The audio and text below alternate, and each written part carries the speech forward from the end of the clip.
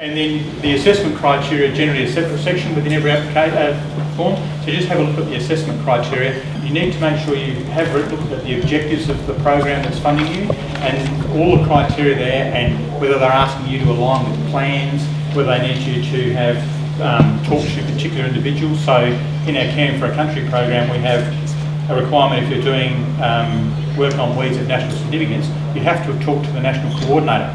So when the project comes in, and it's got a tick saying, yes, this is for weeds of national significance, it goes to that person and they have a look and say, they're not on my list, they said they talked to me but they didn't.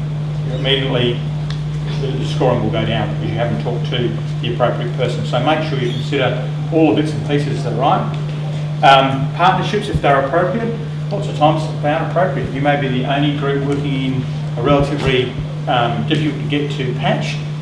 Explain. There isn't a partnership, there are other people to work with, we're the only ones that are interested, we're the only ones that are prepared to put in the time and effort. That's okay, and we'll value that. We'll make adjustments on those. Make sure you're clear about all the involvement of all parties and how others value your project. So it may be that they're not providing any money, but the local NRM board is very happy with what you're doing. You indicate that, and in the state one you might be able to provide a letter of support to indicate that, but make sure those things are covered off.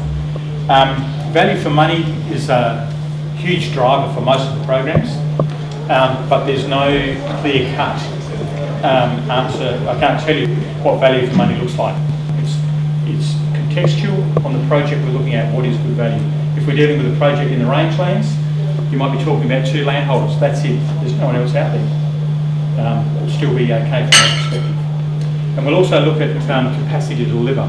And in our small grants program at the moment, groups need to have been in existence for at least 12 months, incorporated, and preferably have a track record of dealing with a government grant in the past. Not all programs have that, and you need to look at that because it's about risk management. And for us, we're heading to the end of the Caring for a Country program. We want to be confident people can deliver a project and get it all done by June 13. So if you've got a track record that says you can deliver stuff and get it done on time, far more likely to fund someone like that than someone says, we've been around for a while, we've never done this before and we'd like to have a shot. If I've got one that's got a track record and one that hasn't, it's pretty easy. Just a question, do you need us to refer to say that we have a track record, or they'll generally ask for it. Okay. So in a small grant, the community action grants we've got out at the moment, it's got a field there for you to fill out what you did, how much you got. And don't feel that if you put that you had money before that they won't be considered because they say, oh, they've already had enough money.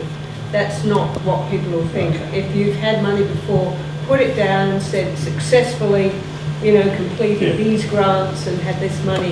That adds to your credibility because you've successfully run a grant before.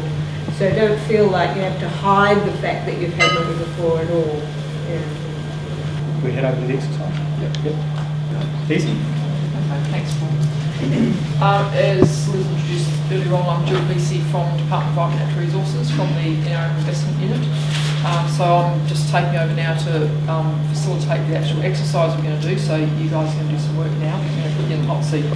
Just to cover off the last of the previous section, there's a couple of handouts. Again, they'll be on the table just outside when you finish. Pick them up. There's one, this green one, which is hints and tips for filling the application forms.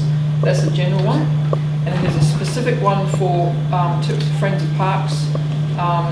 There are some extra considerations that the Friends of Parks need to think about because you are affiliated with national parks and obviously have a link through your liaison ranger. You have to get approval from Friends of Park Inc.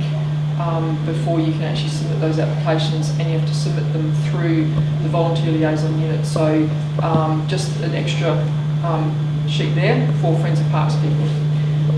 You get special treatment. Okay, we're now going to go on to the next part of the session. In this role, we're actually going to get you to be assessment panels. What we're going to do is we're actually going to give you, firstly, application number 1, and we're going to give you an opportunity to read it through. You'll get a copy each, and after you've had a chance to read it through, if you can have a discussion in your group, and we'll be also giving you a set of the criteria. We're actually using the state government NRM program community grant criteria, so you're actually looking at the real criteria that our panel uses. And you'll have a chance to score your application within that group discussion. We then have a second example that we'll be giving you, and we'll bring those round to the groups, and it just gives you a bit of a comparison. If you'd like to take them, that might be lovely. Part of the actual form. The costing here, their biggest thing they're after is 10,000. It's always a difficult one to answer as well. To look at these discussion. The point there is people don't.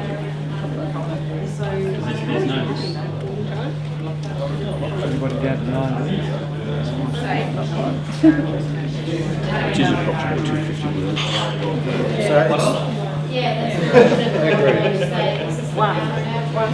So the next score is going to be 0. Use how many to do it.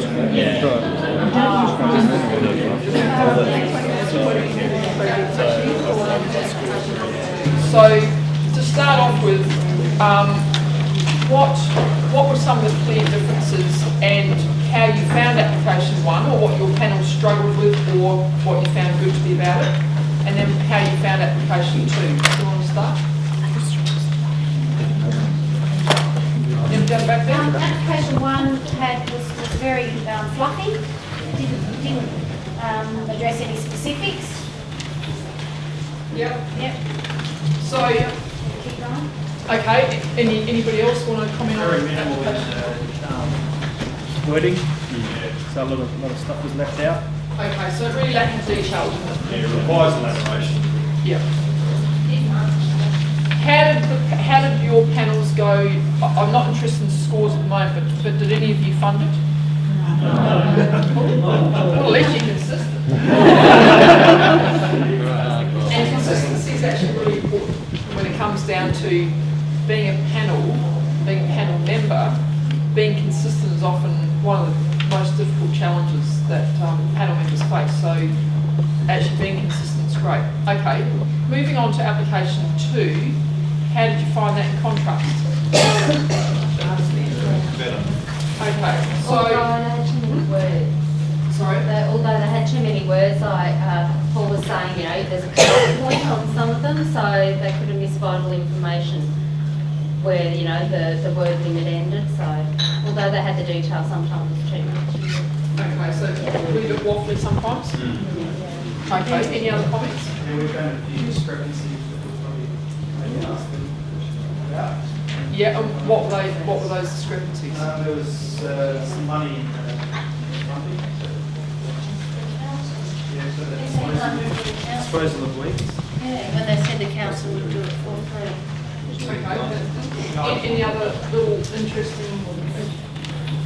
Okay, just to humour ourselves, what was the scoring? If I can just have one person from each group, and this isn't like, it doesn't actually really matter, but interesting to see how you went with scoring. From one person from each group, just call out how they scored application 1. 10. Yep, next group. 7.5. 7.5, yep. 2. Yeah, 2.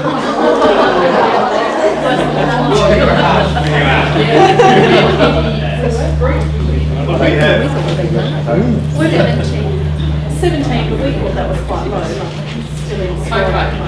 So as you can see, there's a bit of a range there, but everyone's actually within a consistent area. Okay, so application 2, how did we fare on that one? 35. 35. 40. 45. 45. 42. Yep. Yeah, around that. Okay, so again, the interesting thing is that if we compared the lows to the highs, you'll probably find that the lower marks were consistent with the same panel, and the higher marks will be consistent with those panels. How'd you find it, being a panel member? Or being a panel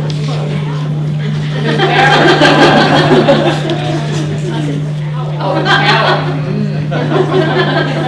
With a strike of a pen. Was it valuable? Yes. So it is interesting. It is why we wanted to run this exercise, because it is empowering for people to see it from the perspective of the panel assessment process, and it is a very difficult job being a panel member. Paul alluded to the fact of the volume of applications we get. If you imagine we have, what was our numbers? 200 applications, which is a common number for a panel to have to work through, if they only spent 5 minutes on each application, which they don't just spend 5 minutes, that equates to 17 hours of reading. And so the comments like, should I be referring in my application to our website? Unfortunately, we just don't have the time often. If you're a panel member, you're also trying to be as efficient as possible. Everyone wants to get the funding news as fast as possible. You've got an administrative governance process to work through, including for our program being signed off, final recommendations being signed off by the Minister, Australian Government, same deal. So we've got a whole pile of things that we have to actually achieve behind the scenes, and we want to be able to get that money out the door as fast as possible. So we're not rushing to do a bad job, but we're often having to compact that reading into quite a short time. So that's why you want to make it succinct. You want to make it as clear as possible. You don't want to leave sort of questions hanging about, was this budget good? Was that co-investment good? Who are they partnering? Make it clear. Get somebody else to read your application who knows nothing about your project. That's one of the best litmus tests you can do. And just because you do get used to your own writing, same as a job application, same as anything else. There's a finite bucket of money. Once we reach a line, we can't fund more than that. And your project might be literally as good as the next one, but the line happened to be there and your application was sitting under the other one. So if you don't get funded, don't see it as being that you did necessarily something wrong with your application. Ring up and get some feedback. Because if you're sitting under that line, but you had a really good application, we'll tell you.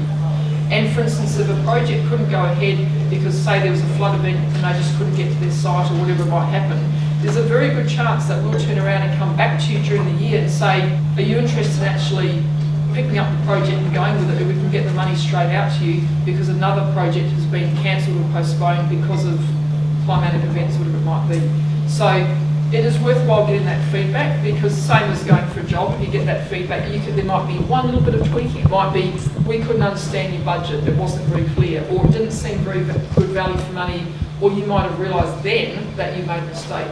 And by fixing up one small thing might be the difference between your project getting funded next time. Okay, is there any last questions before we move on to the next section? Just while you're on budget, the fact that we represent a lot of volunteers, you've got the $25 per hour for volunteers, that's a recognised figure, I guess. What about a number of us are from remote areas, and just the cost of getting to some of these locations and the number of days involved? It's additional just to the work hours. Is that something that can be included in the budget? Is it useful to include in the budget? Or? Sometimes, in fact, a group will put in, as part of their project budget, they'll actually be requesting part of the funding to offset extreme high costs of running vehicles to get to a site. Don't walk away from that, because that's a reality. I mean, we know that a lot of volunteers travel enormous distances to actually undertake the work.